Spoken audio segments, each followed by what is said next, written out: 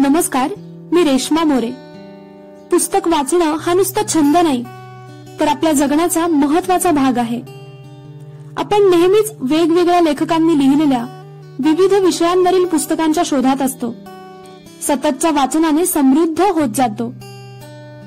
वाचनाची गोडी निर्माण करण्यासाठी साहित्य उत्सव प्रसारित करत आहे पुस्तकांविषयीची उत्सुकता वाढवणारं हे प्रसारण पुस्तक जत्रा, ज्यामध्ये पुस्तकांचं समीक्षण, परीक्षण आणि मूल्यमापन केलं जातं. तर ऐकूयात साहित्य उत्सवचं हे विशेष प्रसारण पुस्तक जत्रा. साहित्य उत्सवच्या आपल्या सर्व साहित्यप्रेमींना नमस्कार. मित्रहो, मी आज आपल्यासाठी घेऊन आलो आहे एक उत्तम असं पुस्तक, ज्याचे लेखक पु. ल. देशपांडे. पुस्तकाचं शीर्षक आहे अपूर्वाई.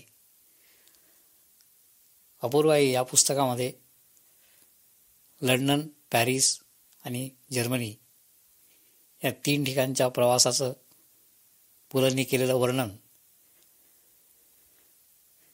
तिथे त्यांना काय काय आढळलं, त्यांनी कशी मजा केली, त्यांना कशी माणसं भेटली, तिथे आणि भारतामध्ये काय फरक आहे, सांस्कृतिकदृष्ट्या आपल्यामध्ये आणि लंडन किंवा जर्मनीमध्ये किती फरक आहे किंवा किती साम्य आहे, याचं मजेदार, खट्याळपणे विनोदी रूपात जे वर्णन केलं आहे, हे अगदी वाचल्यानंतरच त्याचा आस्वाद घेता येईल इतकं छान आहे. पु ल जेव्हा लंडनला जायला निघाले, तेव्हा त्यांच्या सुटापासून तर बुटापर्यंत इंजेक्शन कोणते घ्यावे कोणते घेऊ नये, इथून तर अगदी तिकीटं घ्यायची कशी, मागायची कशी, विमानाने जायचं किंवा ओढीने जायचं किंवा जहाजाने जायचं, आणि मग ही सगळी नानाविध प्रश्न, जाताना किती सामान घेऊन जायचं, किती पाऊंड घेऊन जायला परमिशन मिळते, या ना अनेक प्रश्नांनी त्यांना गोंधळात टाकलं आणि विनोदी पु ल त्याला तशाच पद्धतीने सामोराही गेले. अशा पुलंचं हे अपूर्वाई पुस्तक आज आपण परिचयासाठी घेत आहोत. लंडनला गेल्यानंतर त्यांनी असं म्हटलेलं आहे की मी लंडनला गेलो, तिथे फिरायला किंवा पर्यटनाला गेलो असं म्हणण्यापेक्षा मी तिथे माणसं शोधायला गेलो, मी माणसं बघायला गेलो,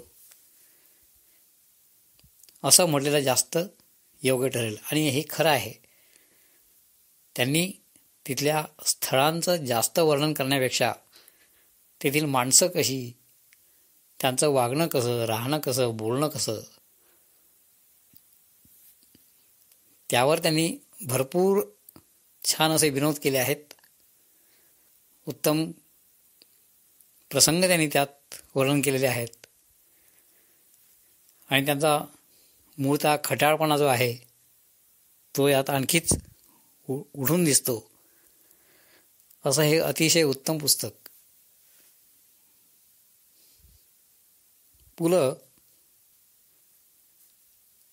लंडनला उतरल्यानंतर त्यांनी तिथे वस्तुसंग्रहालय पाहिली, प्राणीसंग्रहालय पाहिली.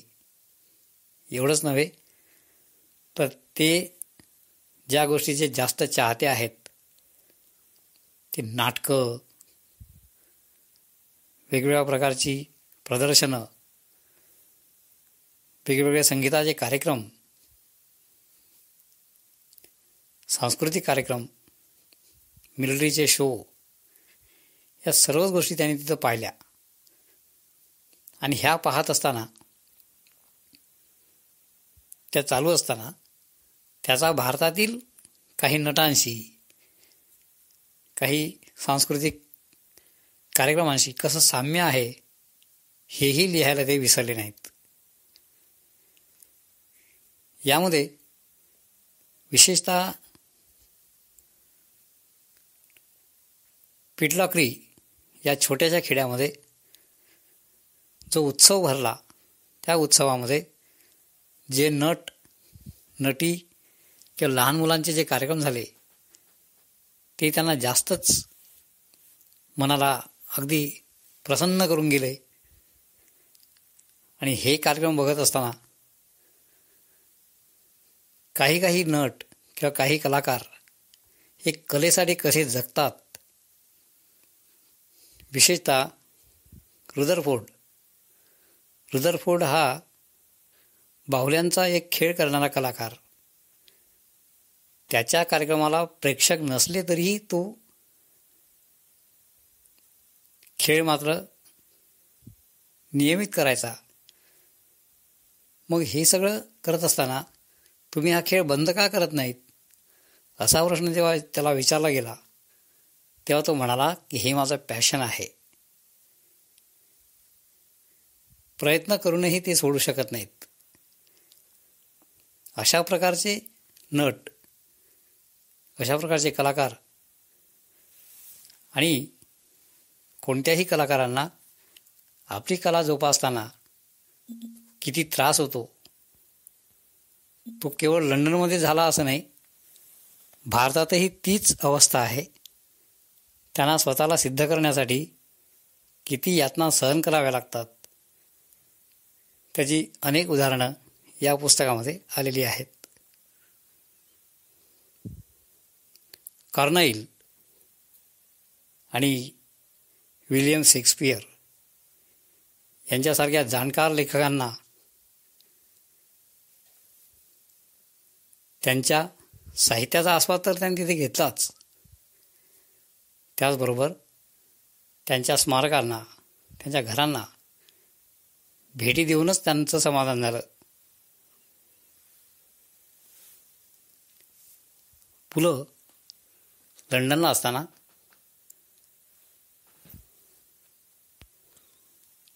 केम्ब्रिज आणि ऑक्सफर्ड विद्यापीठांना भेट द्यायला विसरले नाही. भारतामध्ये नालंदा आणि तक्षशिलासारखी पुरातन विद्यापीठं ज्यांनी या देशाला नाव मिळवून दिलं, तशाच प्रकारची केम्ब्रिज आणि ऑक्सफर्ड ही विद्यापीठ इंग्लंडमध्ये आहेत. त्यांची महती ही त्यांच्या शिस्तीत, त्यांच्या नियमितपणामुळे आणि त्यांच्या शिक्षणामुळे आहे. याबद्दलचं जे वर्णन त्यांनी केलेलं आहे ते अवर्णनीय आहे. इंग्लंडमधली माणसं ही बऱ्याचदा अबोल, परंतु बोलतात ती पबमध्ये आणि मग एवढं बोलायला लागतात की त्यांची मजाच मजा. त्यांनी विमानामधला एक प्रसंग सांगितलेला आहे की त्यांच्या बाजूला एक इंग्रज माणूस बसला होता आणि जेव्हा रात्री तो घोरायला लागला तो तोंड उघडं ठेवून, मग हे तोंडाला कुलूप लावलेले इंग्रज घोरतात ते मात्र तोंड उघडं ठेवून, असं म्हणणारे पुलं आपल्याला किती खटाळपणा करतात तेही लक्षात येतं. दुसरा पाडाव त्यांचा जर्मनीचा होता. दुसऱ्या महायुद्धामध्ये जर्मनीचा पाडाव झाला हे सगळ्यांना माहिती आहे. तिथेही त्यांनी खूप छान छान नाटकं पाहिलीत, कार्यक्रम पाहिले. जर्मनी हे कुटुंबवत्सल आहे. तिथेही भारताप्रमाणेच कुटुंब व्यवस्था आहे आणि त्या कुटुंबामध्ये आजी आजोबापासून तर नातवंडांपर्यंत सगळे एकत्र राहतात.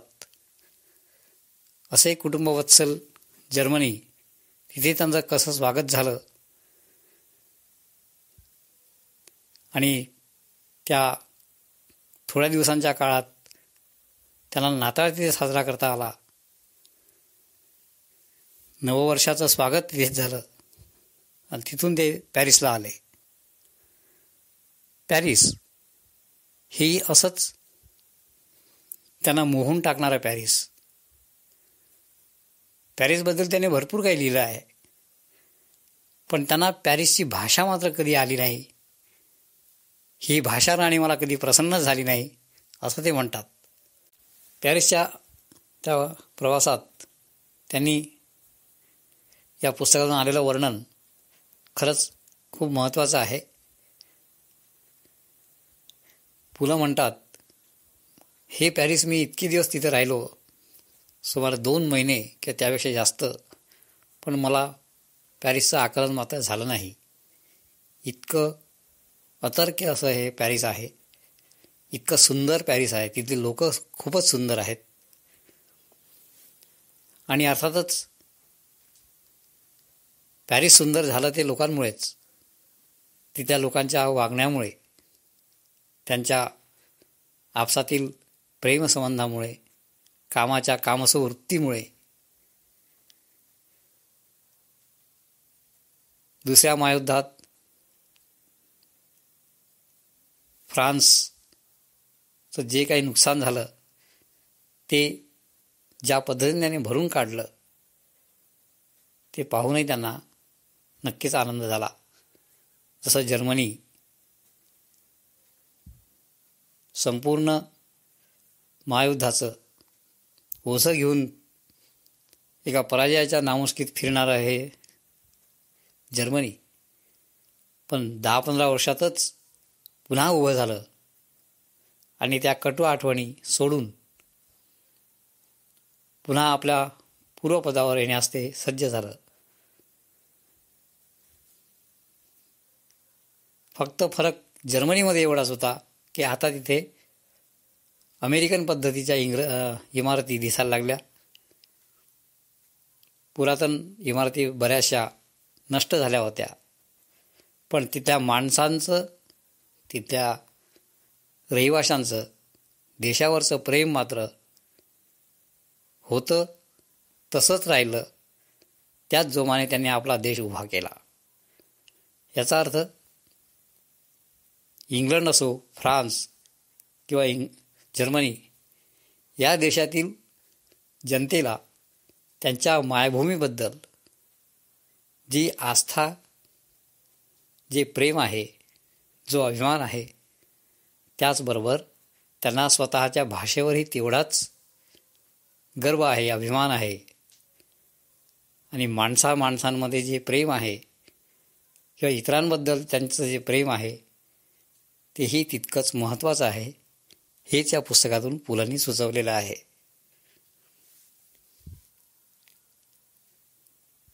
पॅरिस सोडताना ते म्हणतात, द्राक्षातून रुद्राक्षाकडे मी आता निघालो.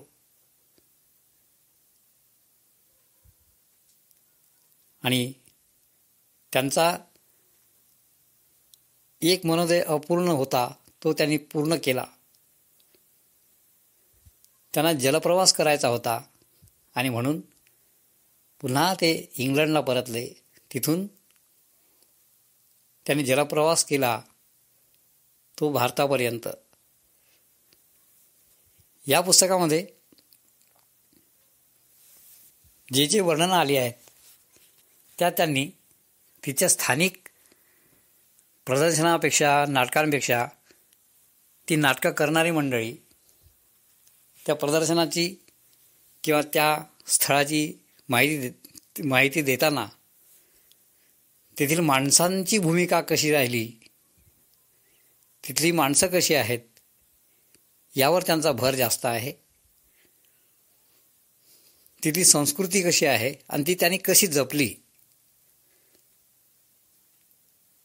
एखाद्या माणसाबद्दल आदर व्यक्त करायचा म्हणजे काय, तर तो इंग्लंड, जर्मनी आणि फ्रान्समध्ये जाऊन शिकावा. फक्त शब्दात आदर व्यक्त करून चालत नाही, तर तो कृतीत सुद्धा असला पाहिजे.